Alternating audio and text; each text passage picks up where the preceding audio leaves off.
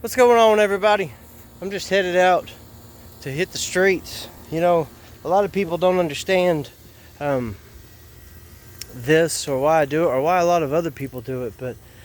But if you knew the encounter with Christ that I've had, if you knew the things that He's done in my heart and the way that He's changed and transformed me, and it doesn't mean that I'm perfect by any means.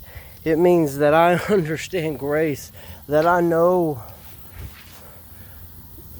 what God has done for me, and that I can come to a point where it's no longer about me and what I want, and I simply want to tell others about this great, amazing power and love and grace and mercy of Jesus Christ. So, I challenge everybody to get out of their comfort zone a little bit. Don't let Satan keep blinding you and distracting you and just keeping you in the calm waters in the bay. It's time that as Christians we get bold and proclaim the message of the gospel to those around us. You're afraid that you might offend their feelings, but yet we'll watch drug dealers and addicts. We'll even watch people within the church just serve Sunday after Sunday within the walls and the confines of the church, but never go out and love on the people of the world that need Jesus Christ so bad. Yet we complain about the drug dealers and the addicts and the murderers and the burglars, the thieves and all these people. But those are just sins that we like to talk about because we can really easily escape ourselves from them and separate and say, oh, that's not me. I go to work. I pay for everything I have. I'm not addicted to nothing. I don't do drugs. I don't cheat on my spouse. I don't lie. But man, God wants to do so much more. Because we pull ourselves back in this little safety net, if you will. And we never step out to truly do what God has called us to do. Because we're like, it's just my life. I can stay right here. I can stay comfortable and not offend anybody. And my sins aren't as bad as theirs, so I'm okay. It's wrong. God's looking at your heart. And I'm telling you right now, if you've settled and become comfortable and complacent, you're no different than those that you look at out there with judgment and say, man, they're so wrong, they need Jesus. I'm going to tell you right now, you need Jesus. Because if you truly had an encounter with Christ, you would no longer sit within the confines of a pew and the wall. Sure, it's okay to go and get fed, go worship with others. The Bible tells us not to forsake this. But if that's the hype of your relationship with Christ, you have missed it. If you can't sit down one-on-one with Jesus and get in the presence of Him and get so fired up that you've got to go share it with somebody, then are you saved? Are you truly saved if you're not sharing the gospel in every aspect of your life?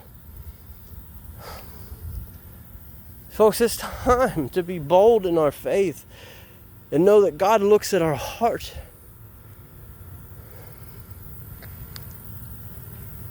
Our complacency and our laziness is no different than these other things that we call sins. It's all sin in God's eyes. Look at the Pharisees of the church.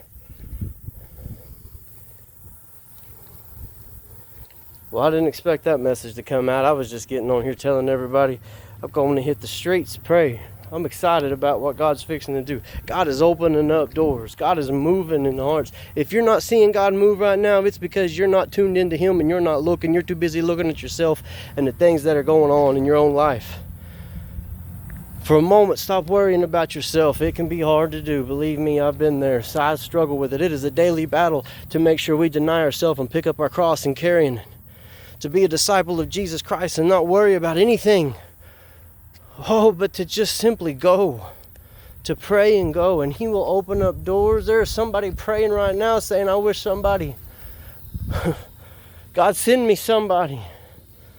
And then here you come walking up and knock on that door and they just burst into tears to know that somebody who's just a nobody wants to tell everybody about somebody who changed my soul. Folks, it's time to wake up and get excited for Jesus.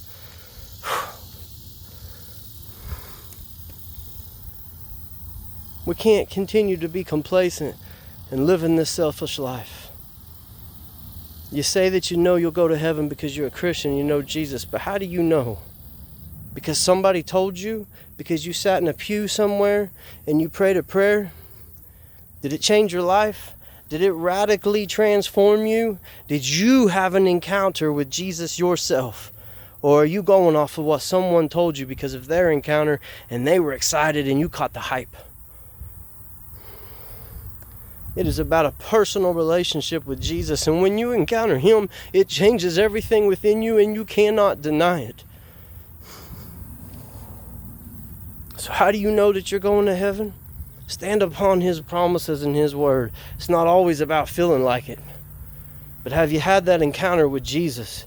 Do you truly know Him and not of Him? God bless you guys.